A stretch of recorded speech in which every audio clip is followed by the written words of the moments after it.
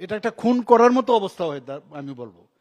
মানে আস্তে আস্তে আস্তে করে একটা লোককে এবং ওই ফ্যামিলিকে একদম শেষ করে দিচ্ছে সেখানে। কাজে আমাদের দায়িত্ব কিন্তু অনেক বেশি। এবং ঠিক আছে, আমরা রিহ্যাবিলিটেশন সেন্টার এখানে করছি। এখানে মাননীয় প্রধানমন্ত্রীজির কারণে আমরা এখানে প্রায় 121,90,00,000 টাকা আমরা এই ডোনার মিনিস্ট্রি PM ডিভাইন যে প্রকল্প সেখান থেকে আমরা পেয়েছি। আর বাকি যে টাকা সেটা প্রায় টোটাল আমরা এখান থেকে সেন্ট্রাল গভর্নমেন্ট আমাদের দিচ্ছে আউট অফ 121.90 লাখের মধ্যে 86 করোড় 12 লাখ ওনারা দিচ্ছেন, আর বাকি টাকা কিন্তু আমরা স্টেট গভর্নমেন্ট আমরা দিচ্ছি। তো যৌথভাবে সেটা সেই নিয়ম অনুসারে আমরা এটা করছি। আমার এত ভালো লাগলো যখন এখানে DM সাহেব আমাকে দেখাচ্ছিলেন যে, এবং ইঞ্জিনিয়ার সাহেব বুঝাচ্ছিলেন আমাকে যে ডি অ্যাডিকশন সেন্টারও এইরকম হতে পারে। আমাদের কাছে একটা ডি অ্যাডিকশন সেন্টার আছে, কোনো রকমে প্রায়ই যায় সেই নরসিংগড়ে ছোট আকারের। কিন্তু এটা যখন হবে, এটা শুধু সিপাহীজলার জন্য না, এটা সিপাহীজলার জন্য না, এটা রেফারেল সেন্টার হবে ডি অ্যাডিকশনের জন্য। সুইমিং পুল থাকবে, ওনাদেরকে অ্যাওয়ারনেস থাকবে, যোগা থাকবে, তাদেরকে ভালোভাবে মানে কিভাবে ডি অ্যাডিক্ট করা যায় তারও ব্যবস্থা থাকবে, ডাক্তারবাবুরা থাকবে। এটা G+4 বিল্ডিং হচ্ছে। ভাবা যায় যে সিপাহীজলার মতো জায়গার মধ্যে এসে আগে আগরতলা বেস ছিল, আমরা এটাকে সিলেক্ট করেছি। আমরা বিধানসভার মধ্যে এখানে বলা হয়েছে যে আমরা সমস্ত ডিস্ট্রিক্টের মধ্যে একটা একটা করে আমরা এই ধরনের রিহ্যাবিলিটেশন সেন্টার আমরা করব।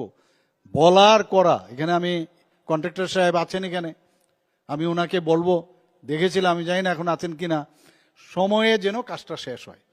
কারণ আমাদের কাছে মানে টাইম ইজ রানিং আউট। আমাদের কাজটা কাজের মধ্যে হতে হবে। আমি এর অনেকগুলো আমাদের প্রজেক্ট আছে। আমার মাননীয় মন্ত্রী বাহাদুর বলছিলেন যে ওখানের আমাদের যে ত্রিপুরা সুন্দরী মায়ের যে ওখানে যে মন্দিরের যে এখন নতুনভাবে আমরা তৈরি করছি, এখনো শেষ হচ্ছে না। আমি বলবো যে অ্যাজ আর্লি অ্যাজ পসিবল, এটা ডিলে করবেন না, বলুন যে করবই, একটু পরিশ্রম বাড়ান, বেশি কাজ না নিয়ে বরং যেটা করবেন করুন সেটাকে। তাহলে আমরাও সময়ের মধ্যে আমরা সেটা দেখতে চাই, আমাদেরও ভালো লাগবে, নেক্সট টাইম আমরাও ইন্সপায়ার্ড হব সেটাকে করানোর জন্য।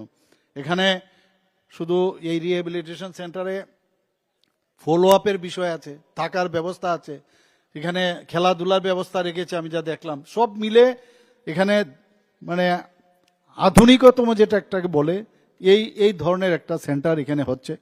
আমরা তো বলেছি জিরো টলারেন্স। আমাদের যশস্বী হোম মিনিস্টার সাহেব বলেছেন নর্থ ইস্টার যখন আমাদের মিটিং হয়েছে যে জিরো টলারেন্স। যারা এই ড্রাগের সাথে যুক্ত, আর সিপাহীজলা কিন্তু সবসময় এখন টার্গেটে আছে, কিন্তু এখানে সবচেয়ে বেশি এই জায়গার মধ্যে ড্রাগের বিষয় আদান প্রদান ইত্যাদি সবাই জানে। আমি DM সাহেব যখন এখানে পোস্টিং পাই আমি বলছি আপনার কিন্তু বিশাল দায়িত্ব, এটাকে আপনার ঠিক করতে হবে। ঠিক আছে, ভালো 100% এখানে প্রাইম মিনিস্টার আবাস যোজনা আপনি সাকসেসফুল হয়েছেন, তো চাইল্ড ম্যারেজ থেকেও আপনি চেষ্টা করছেন, সব এগুলো তো আছে। পাশাপাশি আমি সব করলাম, সব ধরনের উন্নয়ন হলো, কিন্তু এই ধরনের যারা অ্যাটাকিং যে এজেন্টসগুলো আছে, অ্যাটাকিং যে ফ্যাক্টর, সেটা যদি আমাদের ওইদিকে যদি আমরা নজর না দেই তাহলে বড় বড় বিল্ডিং বানিয়েও লাভ হবে না, শান্তিও হবে না। কারণ এটা তো গেলে একটা দিক, law and order. For example আমি বলছি, ল অ্যান্ড অর্ডার যদি আমাদের ত্রিপুরাতে ঠিক না হয় তো কেউ বাইরের থেকে আসবে না এখানে। আমি বহু জায়গার মধ্যে আমার কথা হয় যে আমাদের ফুটফল, যে এবার আমাদের ট্যুরিজম মিনিস্টার এখানে আছেন, উনি আপ্রাণ চেষ্টা করছেন ট্যুরিজমকে এখানে বাড়ানোর জন্য।